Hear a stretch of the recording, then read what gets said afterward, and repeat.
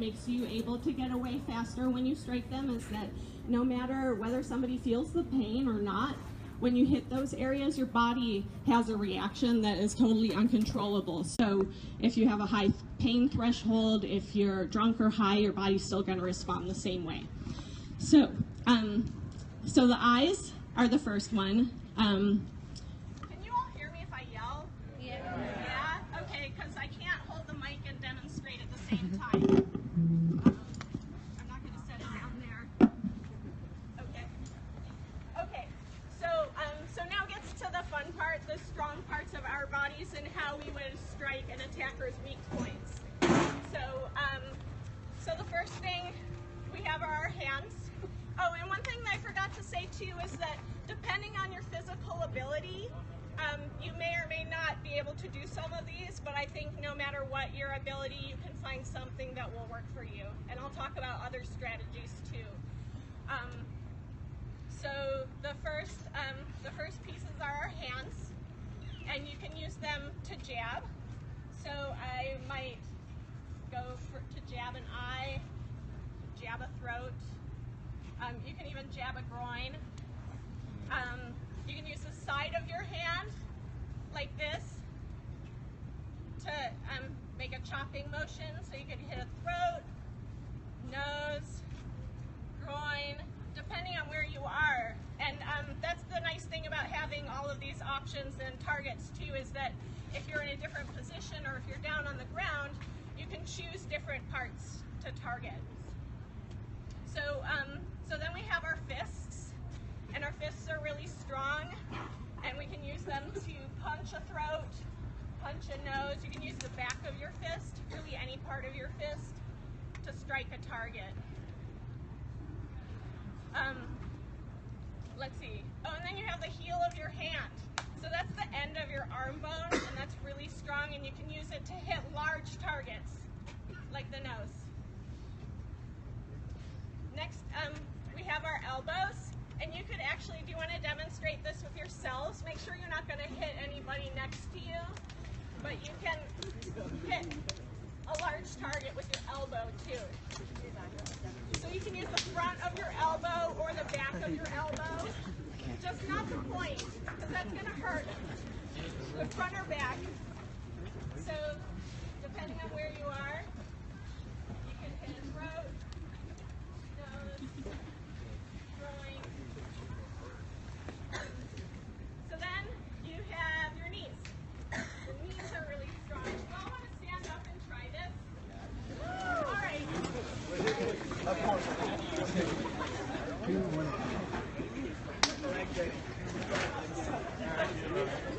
Okay, can you still hear me? Awesome. Okay, so knees are great for to strike a groin with, and when I say groin, I mean testicles. So the person you're defending yourself against needs to have testicles for this to work. So no testicles, use the other targets. So anyway, this is one where you have to be close to your attacker, so you can actually move in and knee up to the groin. So let's try it. Hold your hands out in front of you. You don't need to move. Try holding your hands out in front of you and striking up.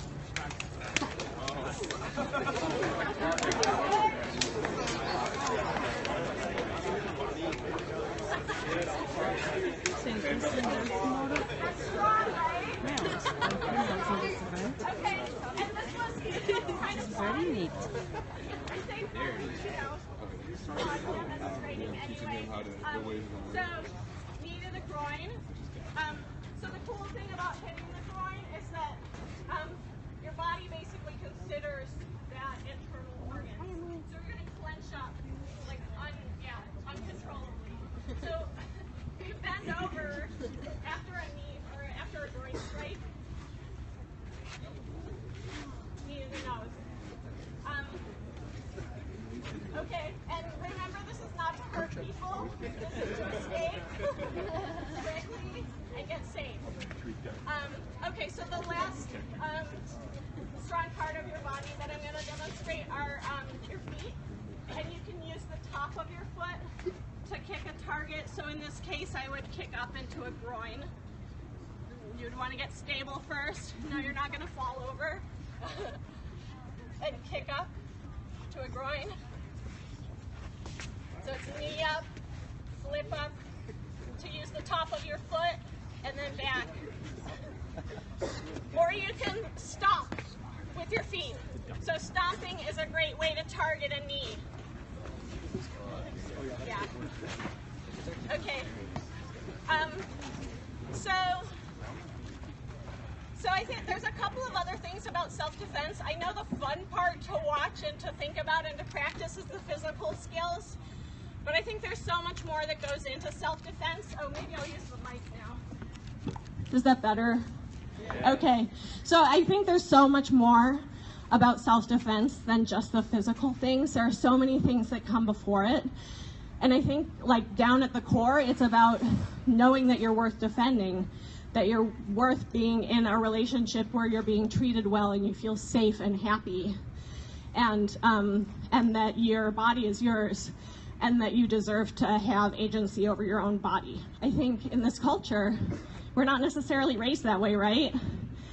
We're raised to think about other people's feelings first. I think especially for women, we're raised to be not as smart, to be submissive. I mean, there's so many of these like cultural things. We're raised to hate our bodies. We're raised to, to put up with privilege and aggression. And especially if you were raised in a family or you were exposed to violence growing up, that might feel really normal to you. So I think learning about healthy relationships, learning about what is safe and happy and healthy for you is so important.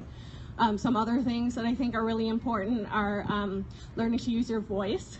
So that was one other thing that I wanted to demonstrate with you today, or to practice, is yelling. Y'all want to practice yelling? Yeah. Okay. So the first thing that you're going to do, I'm going to have y'all stand up again. Woo.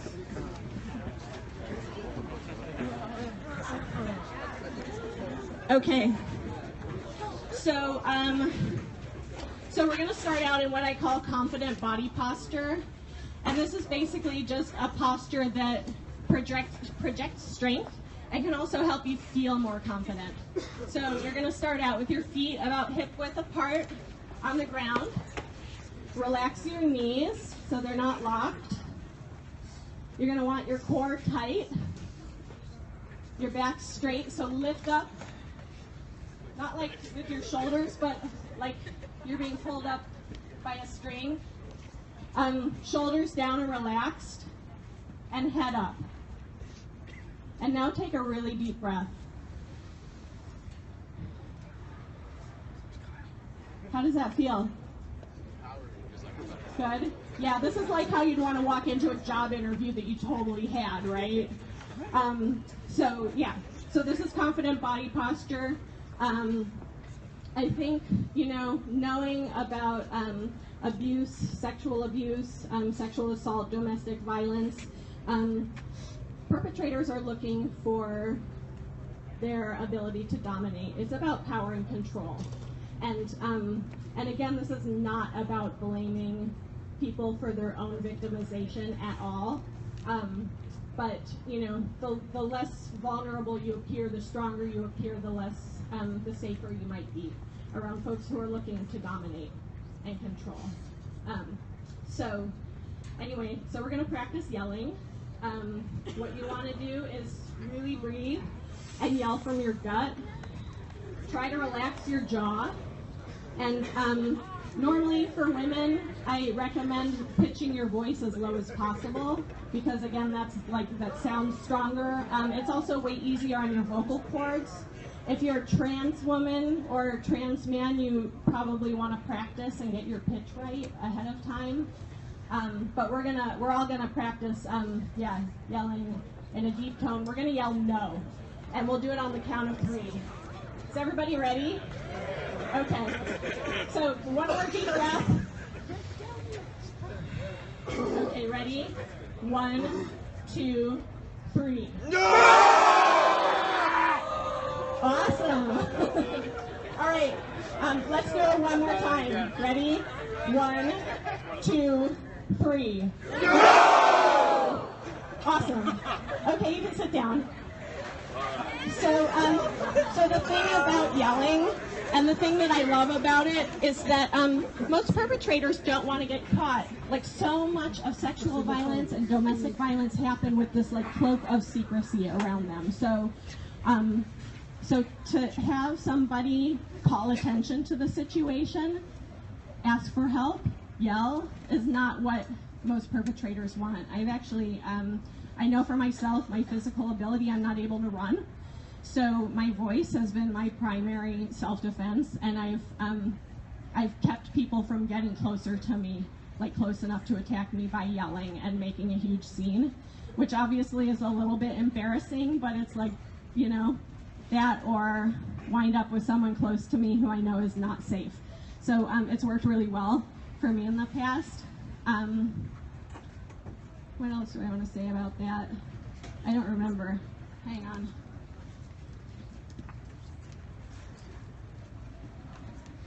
All right. I don't remember what I was going to say about that. But anyway, so do you want to practice one more thing? Okay. So you don't have to stand up for this one. This is about making a fist. So there's lots of ways to make a fist and lots of wrong ways to make a fist that will break your thumb. So so the idea, of course, is to get a quick advantage and get away without hurting yourself. So so we'll start out practicing by making a fist. So start out with your hands open, fingers together. If you have really long nails, this might not be the best technique for you, so you might want to do the jab or some sort of open hand thing instead. But if you can, bend once at the first knuckle, and then twice, and then your thumb goes on the outside of your fist. So it can either be in front or to the side, but you want it tucked out of the way but not inside. If it's inside, you're going to break it when you hit something. So here's how your fist should look, and it should be as square as possible and flat on your finger surfaces and not all like curled up like this. All right, fist. Do you want to try striking your hand with it?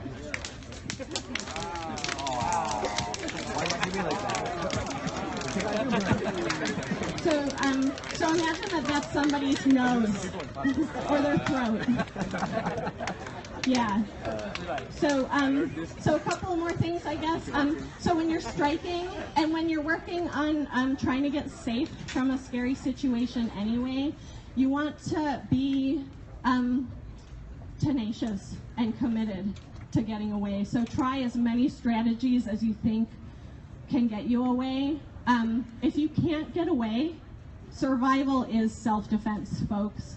No matter what you've been through, no matter what you've survived, you're here, you've practiced self-defense successfully. It's not your fault. But yeah, I mean, so it's not about like looking at the past or blaming other people for not having practiced self-defense well enough. It's about doing the best that you can for yourself, given what the situation is and what you know about it. And then the last thing I want to circle back to that whole idea of community, because again, we're a part of the Hornet family here, and you all have your like sisterhoods and brotherhoods and your classmates and your coworkers and all these people, and we're trying to create an amazing, safe, thriving Sac State, right? So look out for each other, please. We at Student Health and Counseling Services offer training on bystander intervention, which is about recognizing situations that are domestic violence, are sexual assault, or could turn into it, and intervening to stop the perpetrators and to keep the potential victims safe in ways that are safe for yourself. So Hornets Help is the program. If any of you are interested, please stop by Student Health and Counseling Services. We can set up a workshop for you. We try to do them all over campus as much as possible because we think that's really important to help us all have the skills to be able to create a safe community here.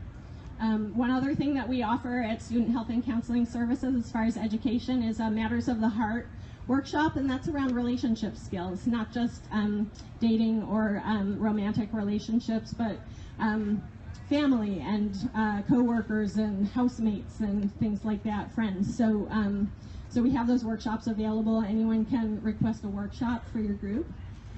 The other things that we have at Student Health and Counseling Services that I want you to know about is that we have confidential support for students around sexual assault, domestic violence, dating, or stalking and sexual harassment. So if you're looking for confidential support for yourself or for a friend, come to Student Health and Counseling Services. We have counselors available to talk to you. In fact, we have one of them sitting over there by our table. So if anyone needs somebody to talk to after this event, like, feel free to go up and talk to Cheryl.